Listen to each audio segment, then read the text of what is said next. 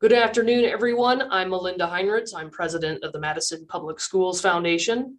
On May 17th, we will host our 16th annual Circle of Friends celebration, the culmination of a year-long celebration of our 20th anniversary.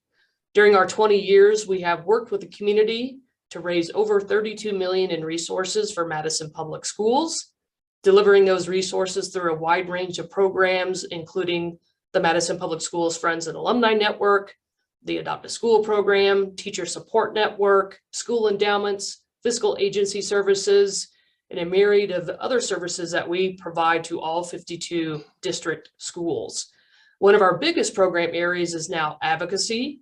We have 3 distinct programs, including we are now the community's referenda hub. We led the successful Vote Yes to Invest campaign in 2020 in support of the $350 million District Future Ready referendum package.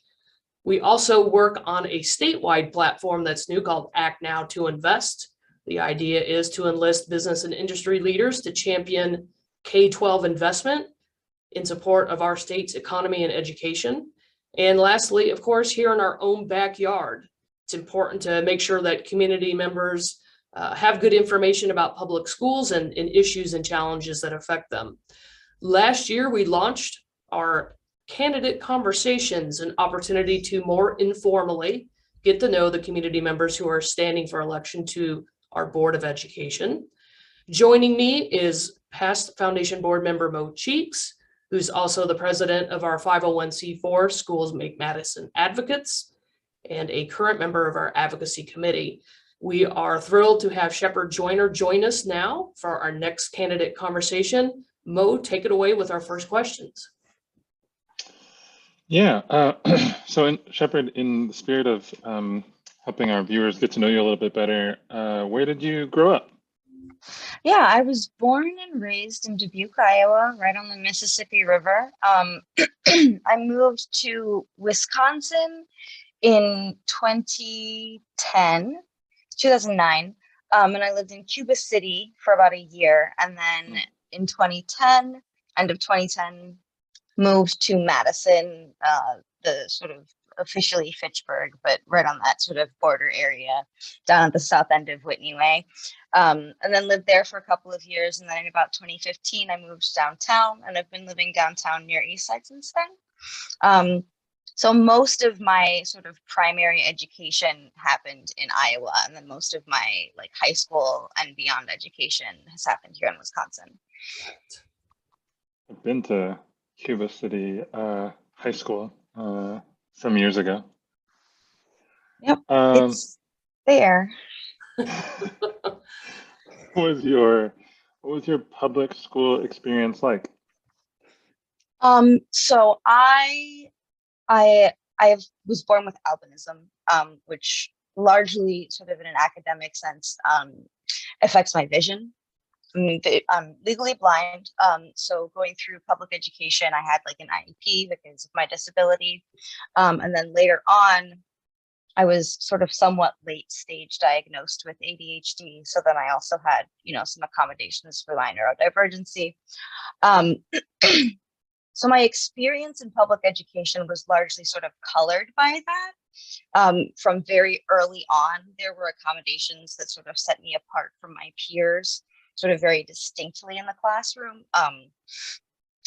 And also because of my neurodivergency, I early on appeared to excel.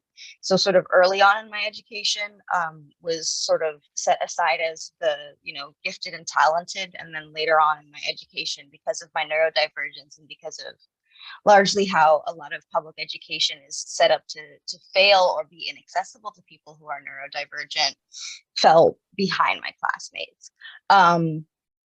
So that's like really a huge part of what kind of colored my experience in public education.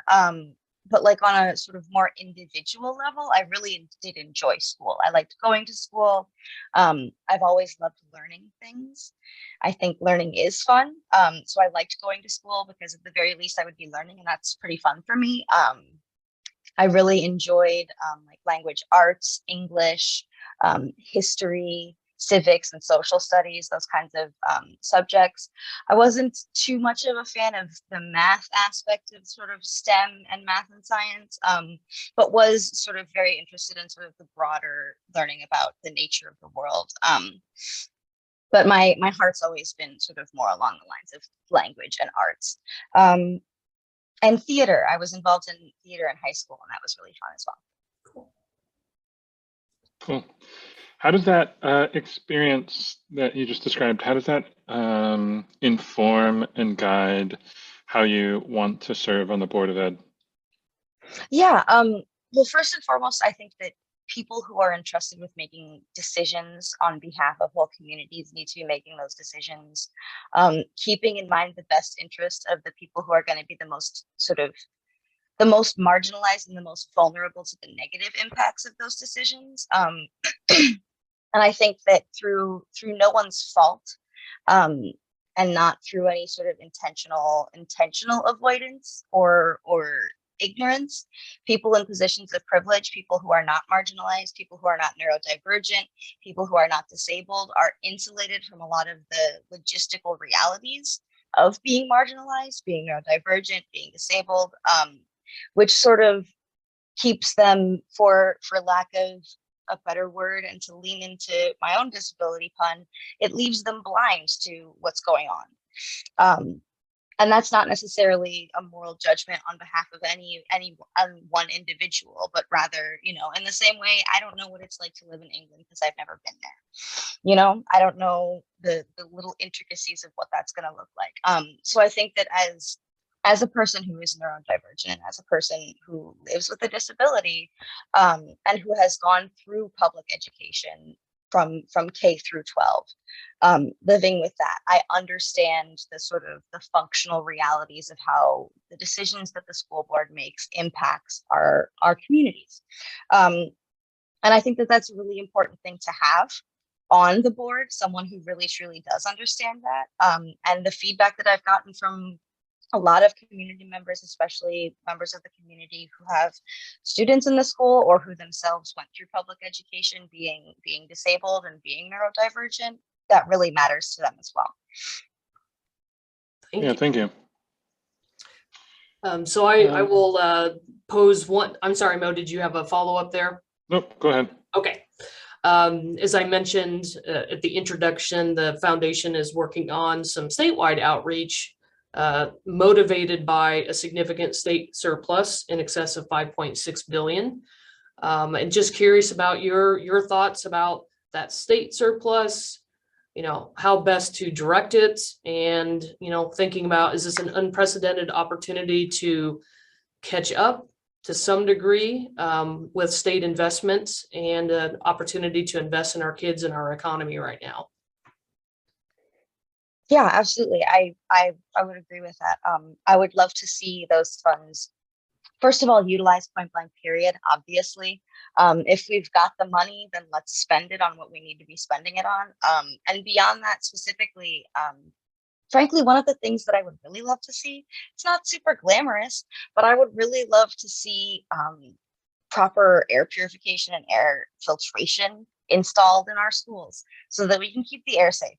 Especially if we're, as a community, we are wanting to ensure that we can keep as many of our scholars in school as possible, then let's focus on making school logistically a safe place to be.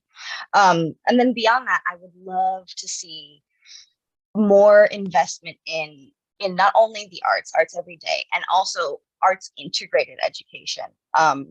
Through my work at Whoopin' Soccer, I have seen just exactly how directly arts integrated education can help not only students who may be lacking an incentive to engage, students who may be lacking an accessible lesson format, lacking an accessible curriculum to engage and to excel.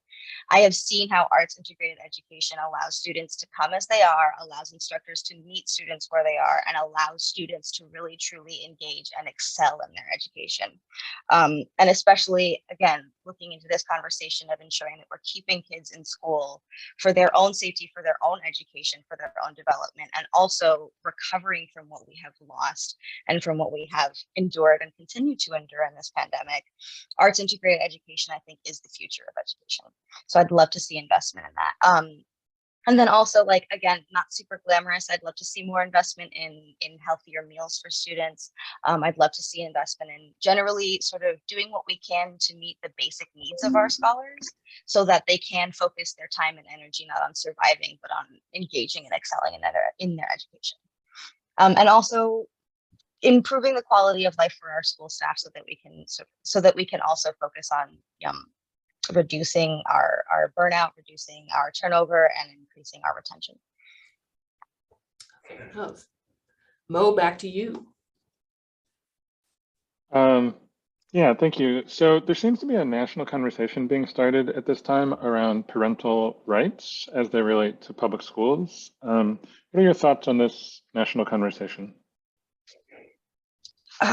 Vast and complex, largely.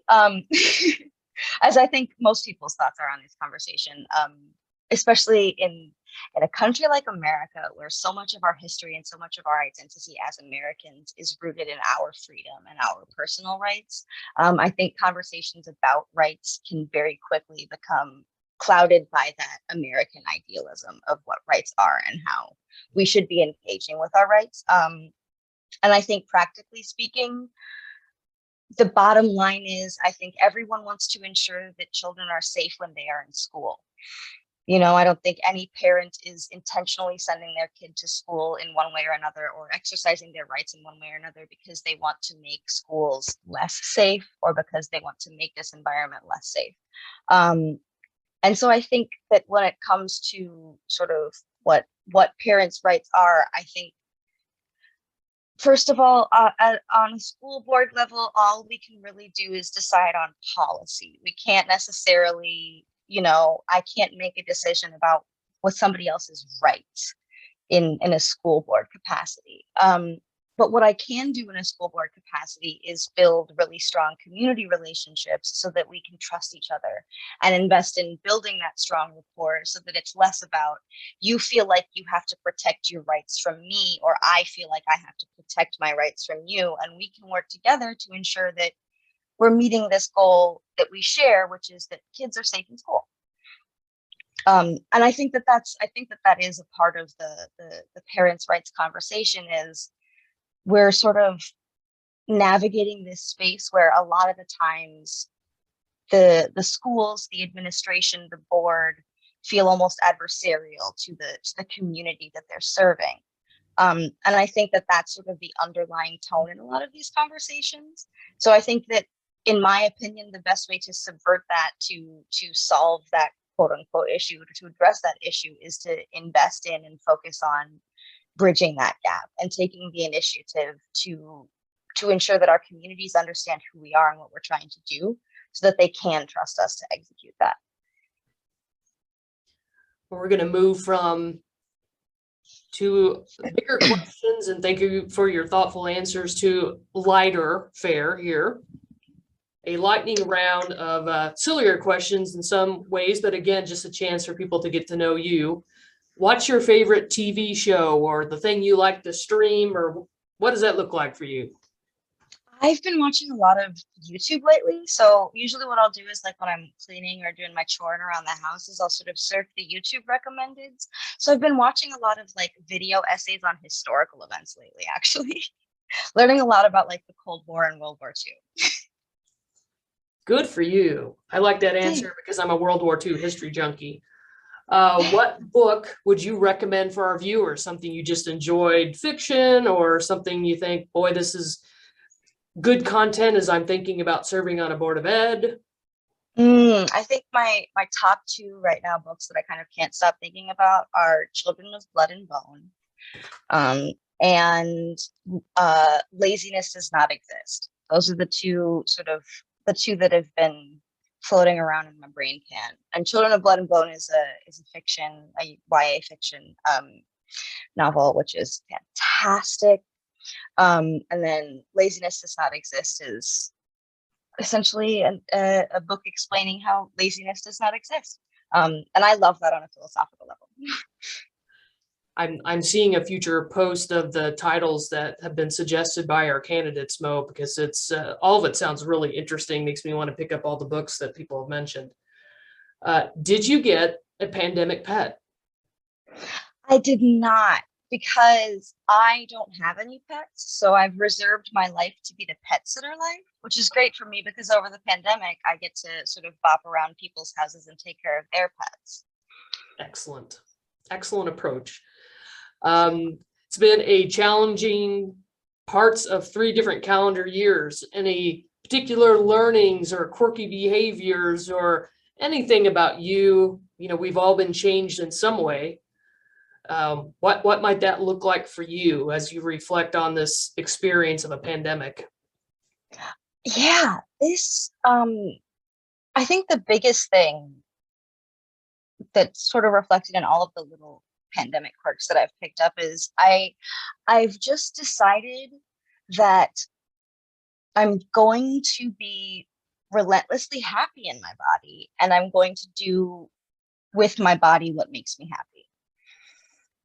Those are pretty 2 compelling takeaways. So good for you. With that, Mo, back to you to wrap things up. Yeah, thank you. Before our last question, is there anything else you'd like to share? Yeah. So I work for this program called Whoopin' Soccer, and it's run by the university. It's run through the University of Wisconsin. And essentially sort of the spark notes of what it looks like, practically speaking, as it's a 6-week artist in residence program, where we go into elementary schools, specifically 3rd and 4th grade classrooms, and we use these lesson plans to teach kids creative problem solving, creative writing, theater arts, and like also meeting their social and emotional learning goals through this sort of dynamic community building experience. And then we take the stories that they've written throughout the 6 weeks. They're all writing basically whatever they want to write. We take the stories that they've written and we hand it over to our actors. And these actors, who a lot of them are also in the classroom with the kids, turn them into an hour-long professional sketch show that we perform for the schools. And we just moved into the Madison Youth Arts Center building down on East Wash. We just had our first show there and it was fantastic. And most importantly, through my work at Whoopin' Soccer, firstly, it's allowed me this sort of unprecedented opportunity to engage in curriculum reform and policy reform in real time. So we go in before we enter the classroom, we review our lesson plan and why we're doing our lesson plan, so that while we're in the classroom, we're actively thinking about, is this helping us achieve our goal?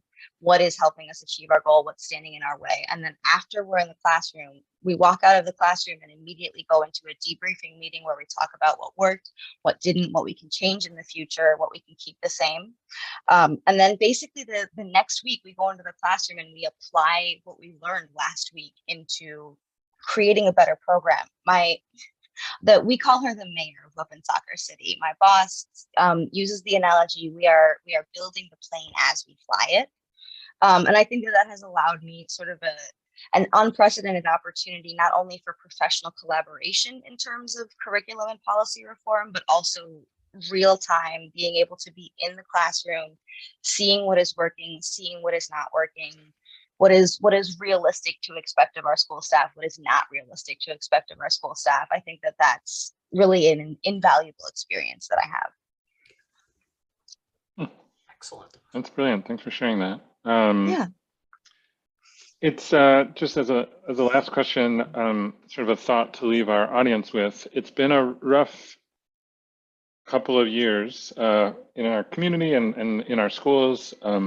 What gives you hope about MMSD and our community as you look ahead?